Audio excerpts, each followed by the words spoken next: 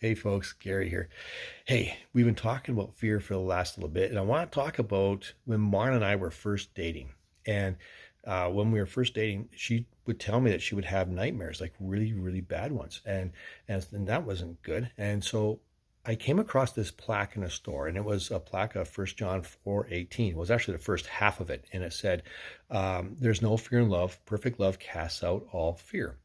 And she would put that beside her bed and she would look at that and she would pray that, and it really did help. A lot of her nightmares went away. And every time she looked at it, she thought, oh, Gary cares about me too, because he bought me this and she ended up marrying me. So win. A little bit of dating advice for you guys.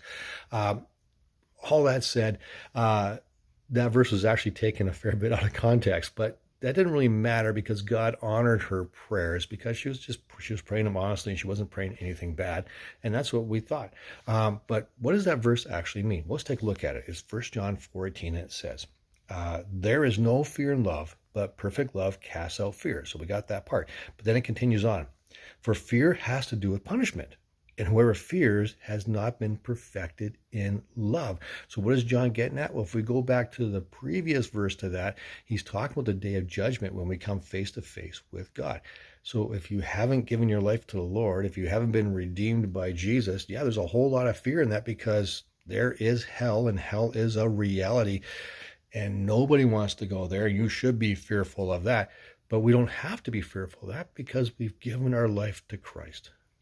And so we don't have to fear that judgment because he's already said, you are approved, you are accepted, you are adopted into my family, you are loved and you are cherished and you're covered. It's like, wow, this is really cool. I don't have to fear coming into his presence and seeing him on that day of judgment.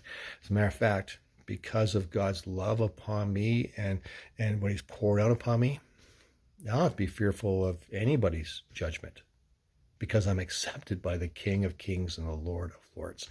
You can't get any higher than that. So if some Joe Blow down the street thinks, I don't like that guy, well, who cares? Jesus loves me.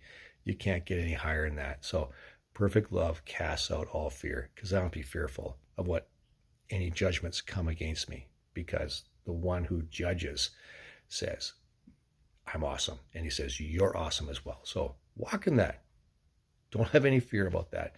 Enjoy the fact that the creator of the entire world loves you deeply. And that's a good thing to think about.